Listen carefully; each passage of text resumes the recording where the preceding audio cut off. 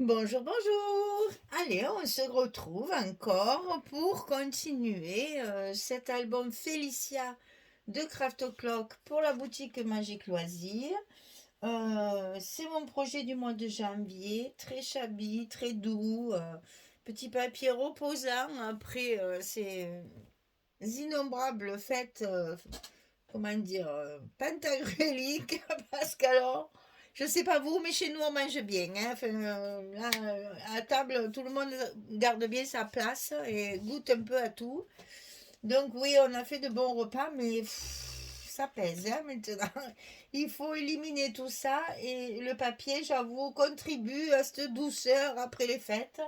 Et ça fait beaucoup de bien. Alors donc, on arrive à la page numéro 6 sur le bloc numéro 3.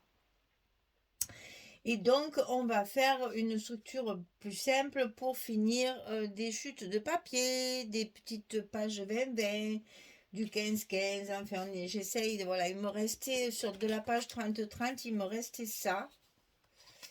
Alors, ça et ça. C'est le gâteau, voilà, comme ça. Il me reste ça de ma page 30-30 de la page 5 juste avant. Donc, je me suis dit, il faut à tout prix m'en servir et donc j'ai fait ma fermeture avec ça sur cette page numéro 6. Voilà. Alors, on va commencer par ce qu'on a déjà fait, je sais plus, sur la page numéro 1, je crois, la cascade ici, directement sur notre papier de base. Donc, sur notre bloc, la page numéro 6, on va y coller celui-là de papier, donc celui qui est tout rose derrière et joliment décoré de ce côté avec des papillons, des jolis bouquets de fleurs et des écritures, des thèmes, des timbres postaux. Là, j'adore ça, là, le tampon postal, là. Je trouve ça très, très joli. Ça vieillit bien. Donc, on va faire une cascade. C'est toujours pareil, en plein milieu. Ça ne change pas, hein. Vous le centrez et vous mettez vos papiers. Donc, j'ai choisi de mettre le même papier dessus pour que ça fasse un effet... il n'y a rien. Et après, j'ai pris celle avec le kiosque que j'ai mis côté brique pour pouvoir faire un espace photo. Et vous avez un espace photo ici supplémentaire.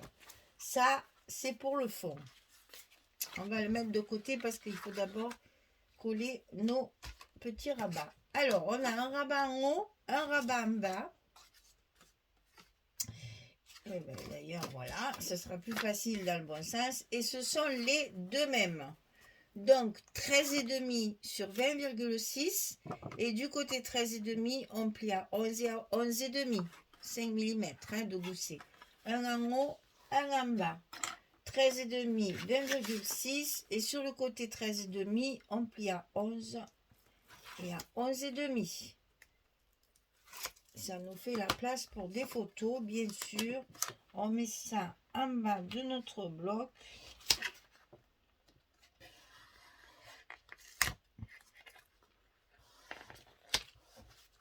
Comme ceci.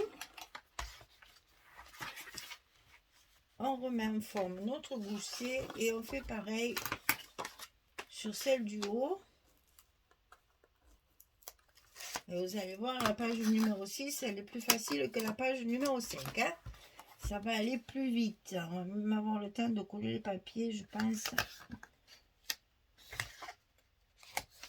Voilà. Donc ici, c'est fait. Alors, pour fermer cette page, j'ai donc utilisé la chute de la page 30-30 qui me restait. Et donc, j'ai fait deux rabats en fonction du papier qui me restait. Alors ici, 22,5 sur 10,5.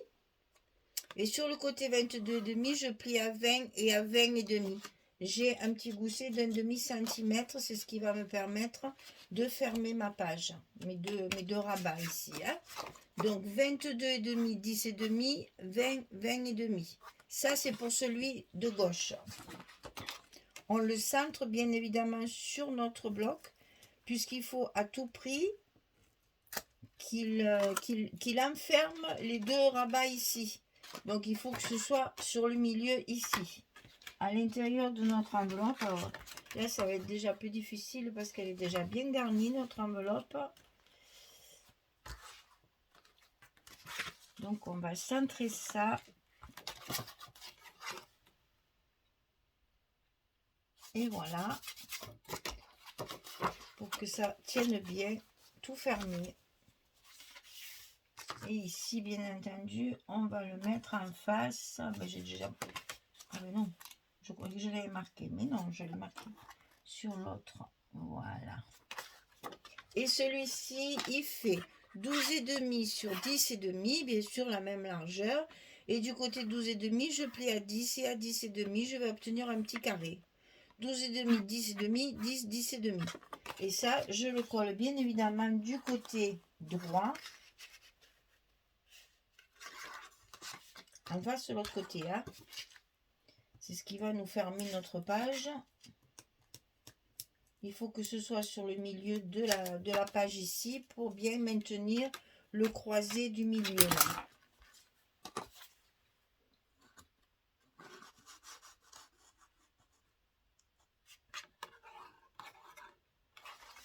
On y est. Et c'est le long morceau qui vient sur le court. Comme ceci. Donc on va mettre nos aimants. Donc là, bien évidemment, je n'en ai mis que 2. Hein. Ça suffit. C'est voilà. Je vais avoir du mal. On va les mettre juste un petit peu en biais. Je ne voudrais pas qu'ils dépassent.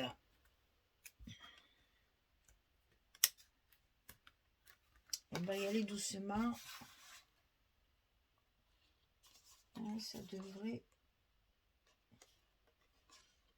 je peux les mettre en longueur. Voilà. Donc, ça nous donne ceci.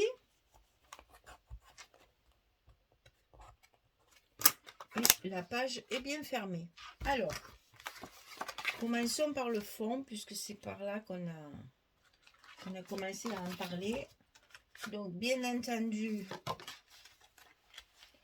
on met 2 feuilles 15-15. Vous avez bien compris que dans cet album, j'ai travaillé beaucoup le 15-15. Il était quand même assez volumineux. Il y avait 24 pages dedans, donc il fallait vraiment l'utiliser. Toujours un peu difficile les 15-15. Je suis pas très fan, moi, des 15-15. J'avoue que ça, chaque fois, ça me pose des problèmes. Je suis obligée de réfléchir ce que j'en fais de ces 15-15 chaque fois. Alors que les autres formats, je ne me pose pas de questions. Je m'en sers souvent pour faire les cartes, mais du coup, il y a un petit ajout, puisqu'elles font 16 cm nos cartes, et que le papier fait que 15,2. Et bien là, je me suis dit, tiens, on va faire des cascades de cette dimension-là, puisque de toute façon, nos photos 10-15, elles y vont. Alors, on la positionne bien. On la colle comme d'habitude directement dessous. Et quand c'est collé, on n'oublie pas de mettre le scotch de fermeture de fente. Hein. C'est important.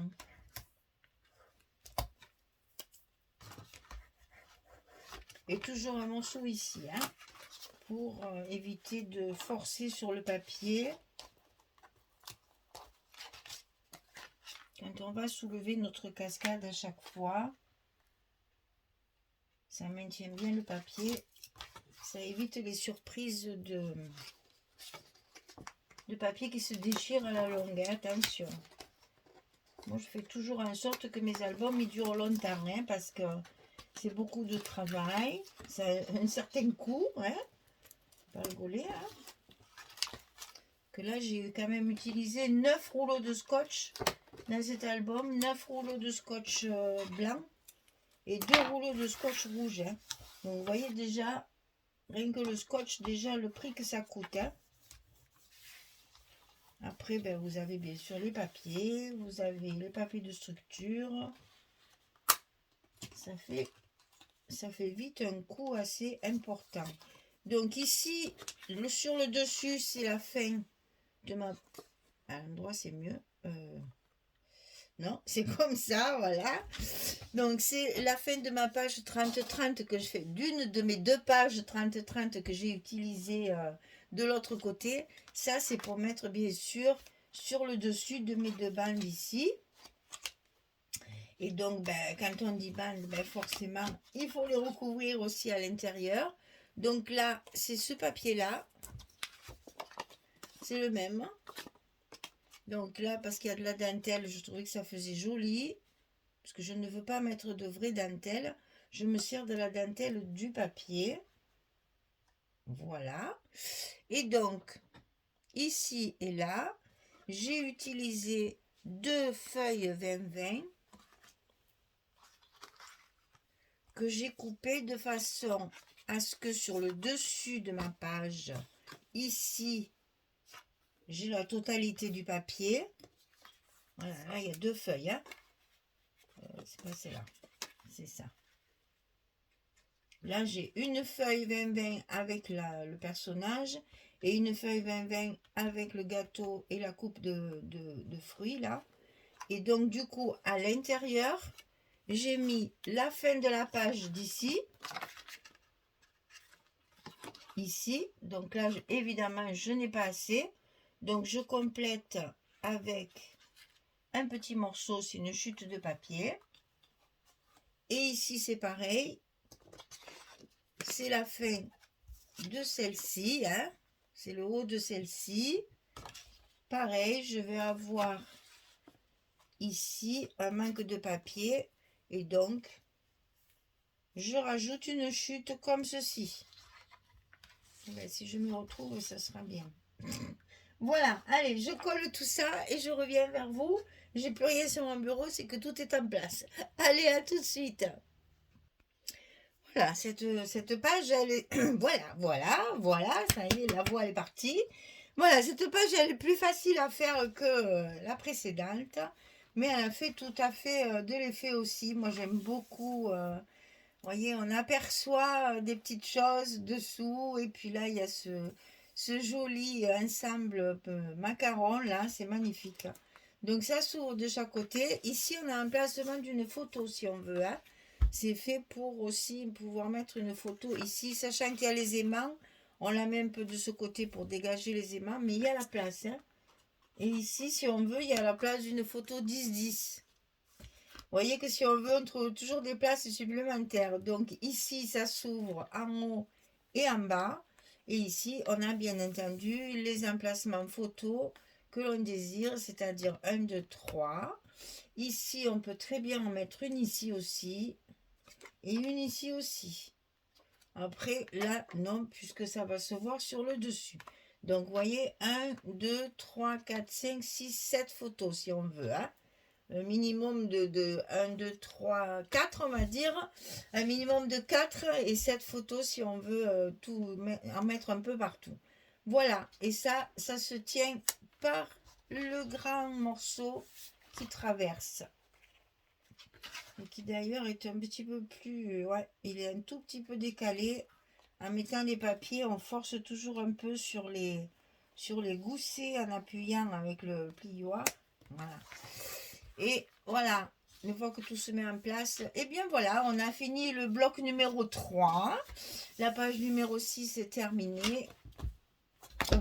Sur le coup, j'ai cru que je l'avais faite à l'envers. Mon Dieu, j'ai eu peur. Alors, donc la page numéro 6 est finie. Le bloc numéro 3 est terminé. J'espère que vous allez bien. J'espère que ce projet vous plaît. Et puis, on se donne rendez-vous pour faire le dernier bloc, le 4e, avec les pages 7 et 8. Voilà. Il y aura encore toute la déco à faire. Il y a même le papier est très chargé. Donc, il ne faut pas mettre trop de choses. Mais comme je veux coller des perles et que je vais mettre mes fameuses petites fleurs comme ça, là, je pense que oui, il y a quand même un petit peu de travail. Voilà, je vous dis à bientôt. Allez, à très bientôt. Au revoir tout le monde. Merci beaucoup.